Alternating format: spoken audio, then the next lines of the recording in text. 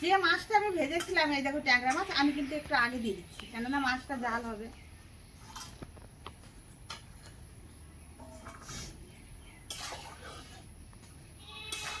আমি আজকে কি করবো বলো তো, আমি কিন্তু আজকে বেগুন দিয়ে আর ট্যাংরা মাছ দিয়ে আলু দিয়ে কিন্তু আমি একটা ঝোল করবো। সামান্য কিন্তু আদা বাটা, জিরে বাটা, কাঁচা লঙ্কা বাটা, আর আমরা তো ঝাল ঝাল খাই, তার জন্য কিন্তু ঝালটা বেশি দেবো। তো চলো বন্ধুরা, দেখো কড়াইটা কিন্তু গরম হয়ে গেছে, আমি কিন্তু তেল দিয়ে দিচ্ছি। দেখো প্রথমে মাছটাকে আমি ভেজে দেবো, কম করেই দিতে হবে বন্ধুরা, তাহলে কিন্তু মাছটা ধরবে না। দেখো এখন কিন্তু আমি মাছগুলো দিয়ে দেবো।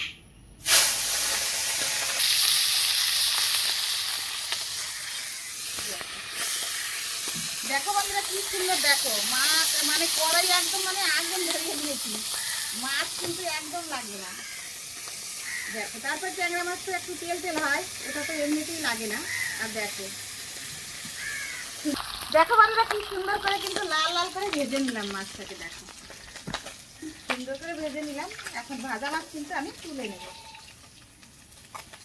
মাছ ভাজা তেলে কিন্তু আমি এখন ফোড়ন দিয়ে দেবো, কেননা দেখো আমি আলুটাও কিন্তু একটু সিদ্ধ করে নিয়েছি, মানে আর বেগুনটা সিদ্ধ করিনি, কেননা বেগুনটা কিন্তু কচি, তো একসঙ্গে কিন্তু ভেজে নেবো। আর দেখো আমি কিন্তু এখন ফোড়ন করে দিচ্ছি। দেখো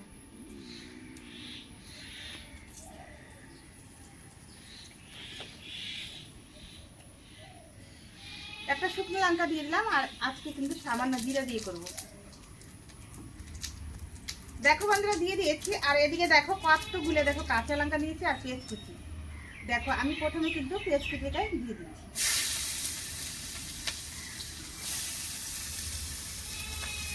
দিয়ে দিলাম ভালো করে কিন্তু আমি একটু নেড়ে চেড়ে নিচ্ছি।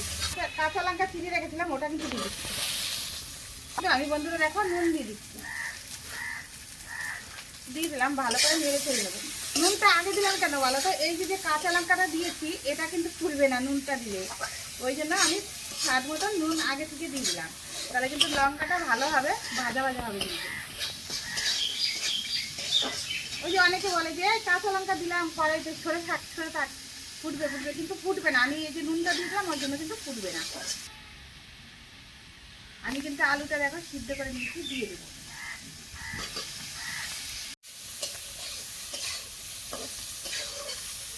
দেখো বন্ধুরা আমি কিন্তু আলুটা দেখো অল্প অল্প মানে ভাজা ওটা বাদ আছে, তো এদিকে দেখো যে বেগুনটা কেটে রেখেছিলাম ওটা কিন্তু দিয়ে দেবো। এটা দিয়ে কিন্তু একসঙ্গে সুন্দর করে কিন্তু ভেজে নেবো।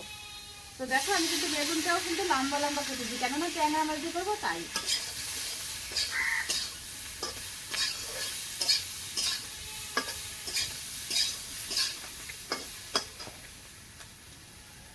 আমি কিন্তু দেখো বন্ধুরা আমি কিন্তু স্বাদ মতন হলুদের গুঁড়ো দিয়ে দিচ্ছি, যতটা লাগে অতটা দিয়ে দিলাম। আর এদিকে দেখো বন্ধুরা আমি যে মশলা করে রাখছি, কি কি মশলা বলো তো, আদা বাটা, কাঁচা জিরে বাটা, আর শুকনো লঙ্কা বাটা, আর এদিকে আবার কাঁচা লঙ্কা দেখো দিয়েছি। তো দেখো বন্ধুরা দিয়ে দিচ্ছি, ভালো করে সুন্দর করে কিন্তু এই মশলা দিয়ে আমি লাল লাল করে ভেজে নেব।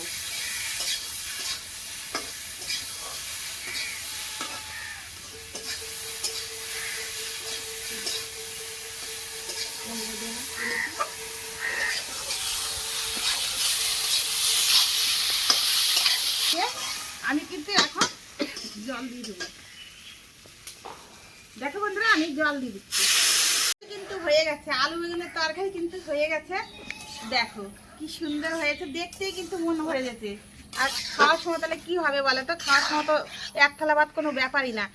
তো দেখো বন্ধুরা আমার মা বলেছে কিন্তু যে আলু আর বেগুন যদি একসঙ্গে দিস তাহলে বেগুনটাকে কিন্তু আগে ভেজে উঠাতে হবে, কেননা যদি বেগুন যদি আগে ভাজে না উঠাস তাহলে কিন্তু আলুর সঙ্গে দিলে কিন্তু ঘ্যাটো হয়ে যাবে। আর দেখো বন্ধুরা আমার মা বলেছে যে আলুটা একটু সিদ্ধ করে নিতে হবে। তো দেখো বন্ধুরা আমার মার মতন কিন্তু আমি আজকে করেছি, একদম আমার মার মতন করে করেছি, আমার মা যেভাবে করেছে সেইভাবেই করেছি, কিন্তু খেতে কিন্তু দারুণ হয়েছিল।